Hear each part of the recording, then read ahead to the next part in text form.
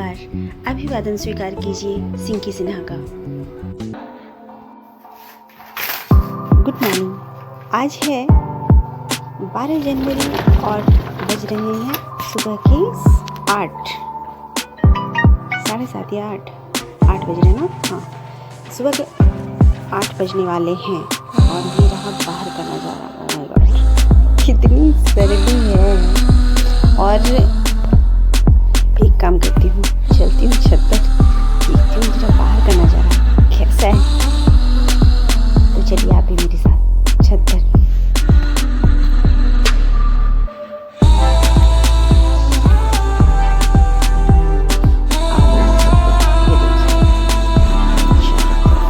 कुछ भी दिख नहीं रहा है, बस सामने में पेड़ हैं, जो आंगन में पेड़ है दिख रहे हैं। बाकी जो थोड़ा सा डिस्टेंस पे है रोड के उस पार, वो तो बिल्कुल नहीं दिख रहा।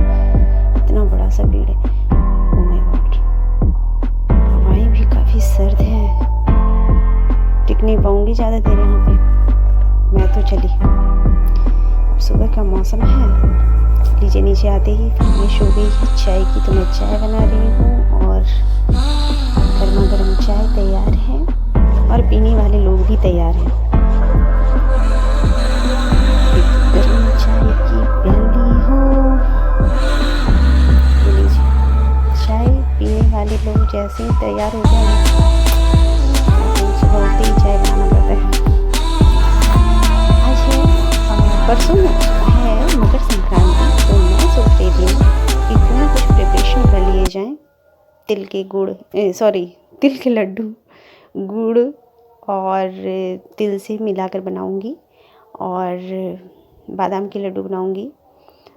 तो वैसे तो मार्केट में सब चीज़ मिलता है। ये देखिए दोपहर का समय है और इस वक्त एक बंदर आया है छत पे, पत्ते खा रहा था तोड़कर। तो मैंने बोला कि रोटी दे देती हूँ, देखती हूँ खाता है कि नहीं। और ये देखिए, ये रोटी तो चपाचप गपागप मारे जा रहा है। तो परसों है मकर संक्रांति, तो हमने भी सोचा कि मार्केट से तो सब कुछ आ ही जाता है, लेकिन घर का बना हुआ कोई कुछ रहता है तो उसका अपना ही मज़ा होता है। तो मैं अभी बनाने जा रही हूँ मूंगफली और तिल के लड्डू। छोटी छोटी पीसेस बनाऊंगी। तो उसके लिए पहले मैं रोस्ट कर रही हूँ मूंगफली को। उसके बाद सेम टाइम पे मैं काम कर रही हूँ, तो तिल को भी उसी गरम कढ़ाई में फिर से मैंने रोस्ट कर लिया है। सफ़ेद तिल का अलग बनाऊंगी और फिर काले तिल का भी बनाऊंगी। तो इसी तरह से दोपहर में धूप आने से ना काफ़ी कुछ अच्छा हो जाता है। और फिर ये जो मकर संक्रांति का जो त्यौहार है ना, वाकई बहुत ही साल का पहला पर्व है। और इस दिन तो खाने खिलाने का पर्व होता है। हार्वेस्टिंग हो चुकी है और फिर सब कुछ नया नया है, सब कुछ नया नया आ चुका है। तो प्रिपरेशन भी हमारी स्टार्ट हो गई है। अब देखिए, अभी मैंने 250 ग्राम लिया है मूंगफली और बादाम का छिलका। इस तरह से ना उतारने में मुझे बड़ा इजी लगता है, वरना आप दूसरा काम भी कर सकते हैं मेरी तरह से। और वो क्या है बताऊं? वो है अभी बताती हूँ क्या है वो। ये तो सही तरीका मुझे लगता है, और एक तरीका जो है वो है ऐसे फूंक मार के। और जैसे ही फूंक मारती हूँ ना तो पूरा का पूरा गंदा हो जाता है। एनीवे, यहाँ पे मैंने कढ़ाई गरम कर लिया है और इसमें मैं डाल रही हूँ आधे चम्मच घी। घी पिघलता है और फिर मैं उसमें डालूँगी गुड़।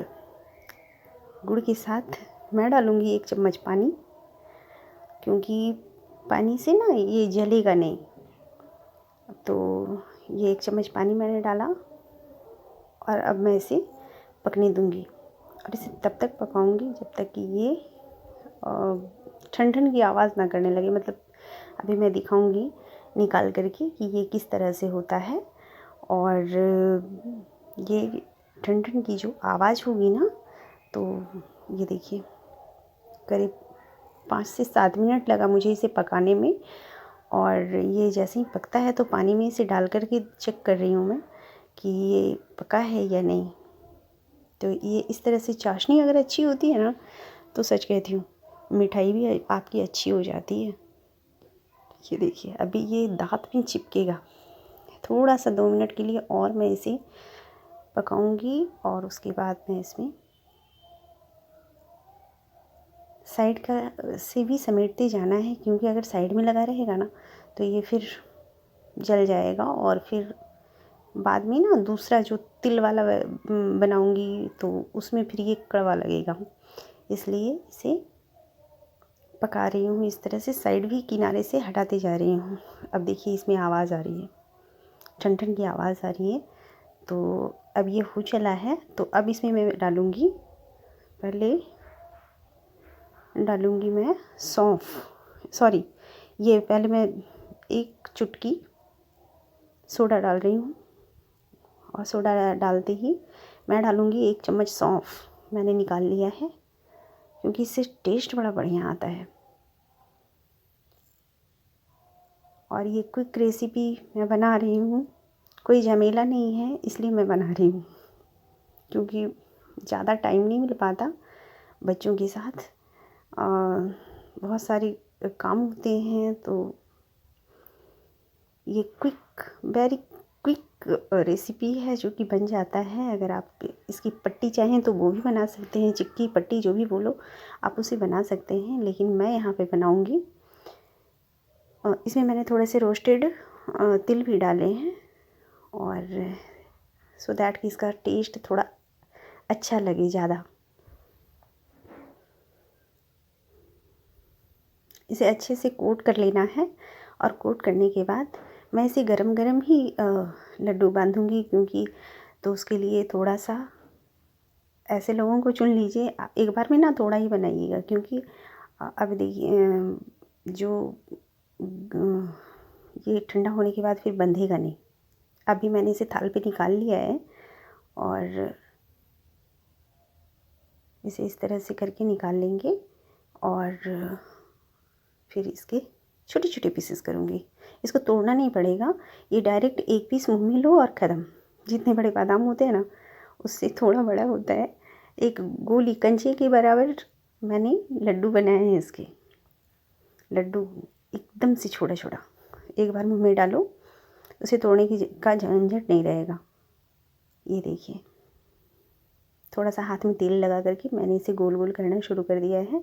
साइड से लेती जा रही हूँ ताकि गरम ना लगे, बीच में गरम है भी तो किनारे वाले जल्दी हार्ड हो जाते हैं। तो मैंने ये देखिए ऐसे गोल गोल करके बना लिए हैं। ये बच्चों को पसंद आते हैं, क्योंकि बड़े बड़े अगर बच्चे को दूँ ना तो ये लोग खाते नहीं हैं, और ऐसे करके 2-4 खिला देती हूँ, बस मेरा भी काम हो जाता है और बच्चों को इम्यूनिटी भी मिल जाती है। ये देखिए इस तरह से करके मैंने सारे लड्डू बना लिए हैं।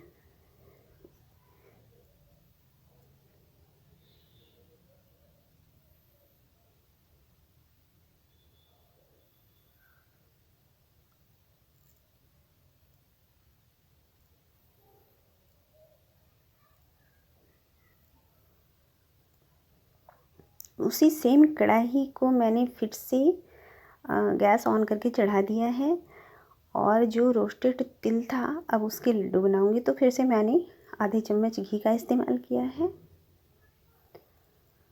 फिर इसमें सेम गुड़ डाल करके और इसका चाशनी पकाऊंगी, पर उतना नहीं पकाऊंगी जितना मैंने मूंगफली के लिए पकाया था, उससे थोड़े से कम पकाऊंगी। मात्रा का विशेष ध्यान रखना पड़ता है, क्योंकि जितनी क्वांटिटी में मैं तिल या मूंगफली लेती हूँ ना उतनी ही क्वांटिटी में मुझे गुड़ लेना होता है, क्योंकि ज़्यादा या कम दोनों होगा तो दोनों ही स्थिति में ना वो उतना टेस्टी नहीं लगता है। तो इस वक्त गुड़ पकने वाले हैं और 1 चम्मच पानी डाल दिया है ताकि ये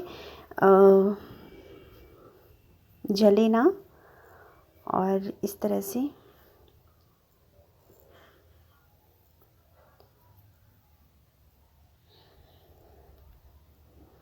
मकर संक्रांति का त्यौहार एक ऐसा त्यौहार है जो सब लोग मिलकर मनाते हैं, और ख़ासकर यहाँ पे बिहार में तो बेटियों के यहाँ ना दही चूड़ा पहुँचाया जाता है बेटियों के घर में, फिर बेटों के यहाँ से भी आता है। तो हर रिश्तेदार, ऐसा नहीं है कि सिर्फ बेटा या बेटी के यहाँ से, हर कोई एक दूसरे के यहाँ देता है, जिसको जो भी लोग जान पहचान के होते हैं तो वे एक दूसरे के यहाँ जाते भी हैं और खाते भी हैं, खिलाते भी हैं।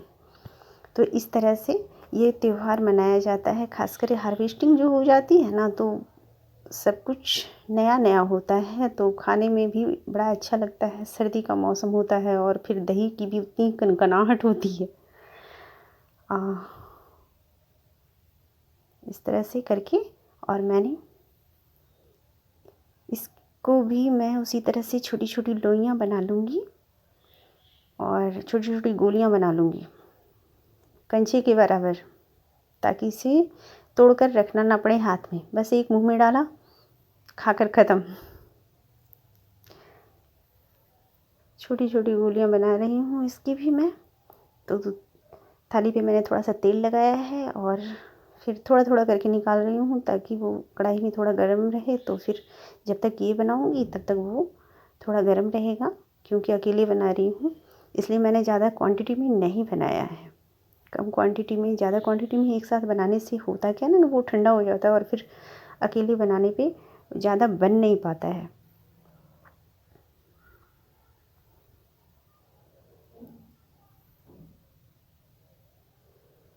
ये देखिए लड्डू तैयार है।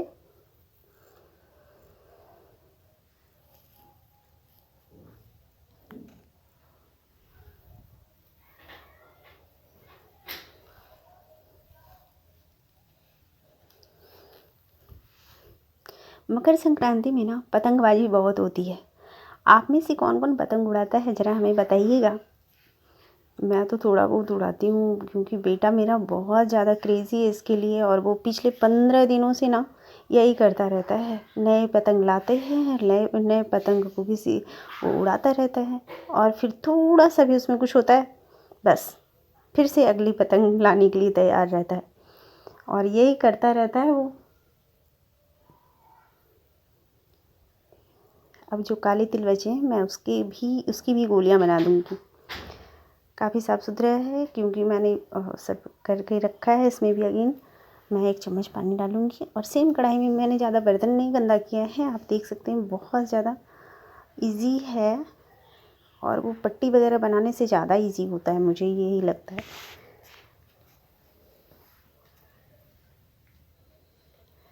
सोडा डाला है 1 चुटकी। अब मैं थोड़े से इसमें सौंफ डाल रही हूँ, थोड़ा सा बादाम डाल रही हूँ,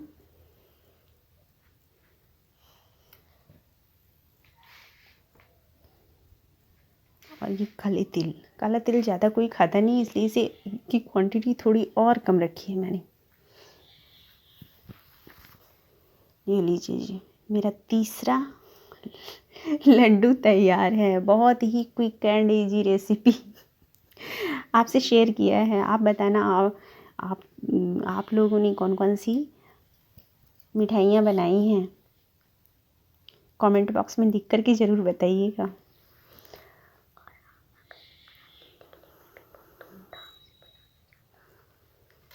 ये लीजिए, हमारे लड्डू तो बनकर तैयार हो गए हैं, और फिर तीनों ही लड्डू इस तरह से बनकर तैयार हो गए हैं, और बाकी चीज़ें तो मार्केट से आ जाएंगी, कुछ दीदी के यहाँ से आ जाएगा, और वो मुरमुरे का खड़ी जिसको बोलते हैं हम लोग यहाँ पे, तो उसका भी लाई वगैरह बनेगा, और वो सब कुछ थाल में रहेगा।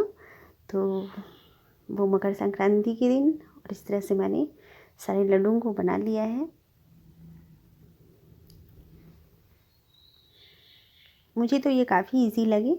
अब बारी आती है कढ़ाई को साफ़ करने की। एग्जैक्टली ये गुड़ लगा हुआ रहता है, और ऊपर से चाशनी जब कड़ा रहता है ना, कढ़ाई साफ़ करना बहुत सर दर्द होता है, लेकिन बहुत ही इजी है ये, क्योंकि मैंने गैस ऑन कर दिया है और कढ़ाई को गर्म किया है। पानी डाल रही हूँ और बस मिला दूँगी इसे।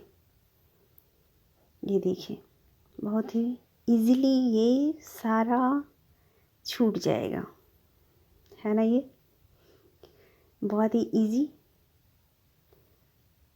मुझे ज़्यादा वक्त नहीं लगा इसे करने में, बस 2-3 मिनट में ये हो गया।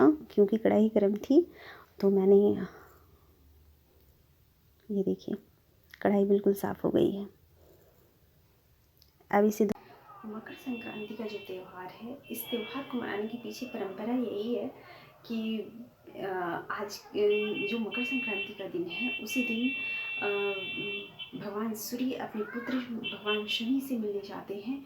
और उस समय भगवान शनि जो हैं मकर राशि में प्रवेश कर रहे होते हैं। तो जब सूर्य देव उस समय आते हैं तो वो संक्रांति का काल कहलाता है। और कहते हैं कि उस दिन पिता अपने पुत्र से मिलने जाता है तो दोनों के बीच जो भी मतभेद रहता है वो समाप्त हो जाता है।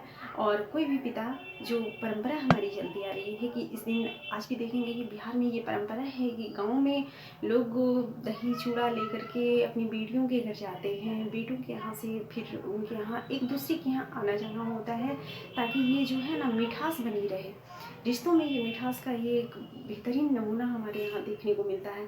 और दूसरी तरफ ये है कि एक और धार्मिक जो कथा है कि जिस समय भगवान अर्जुन के बाणों से घायल होकर भीष्म पितामह जो है बाणों की शैया पर लेटे थे, उस समय आज ही के दिन, मतलब मकर संक्रांति के दिन ही भीष्म पितामह को जो है मोक्ष प्राप्त होता है।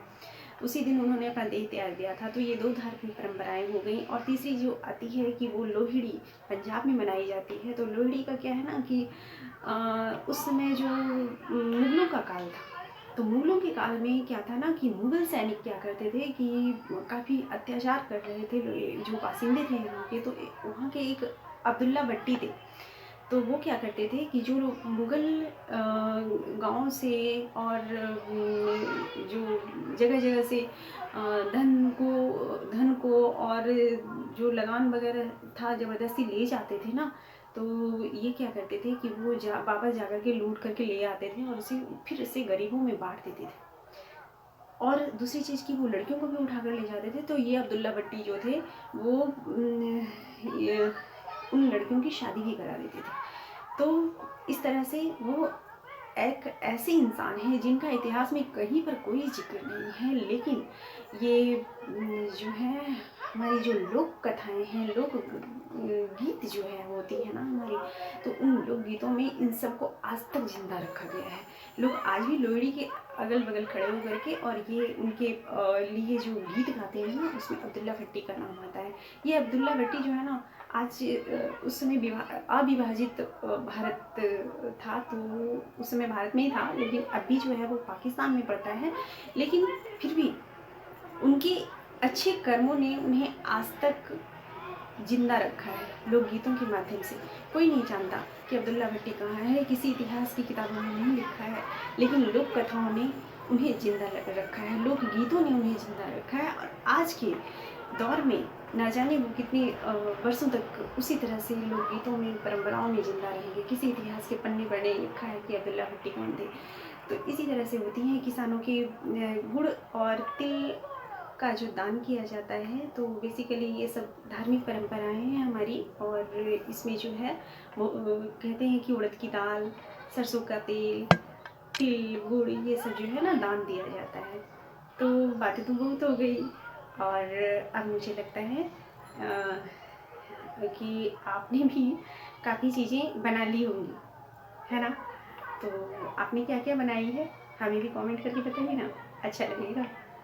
तो फिर मिलती हूँ मकर संक्रांति के नए ब्लॉग में। तब तक के लिए नमस्कार।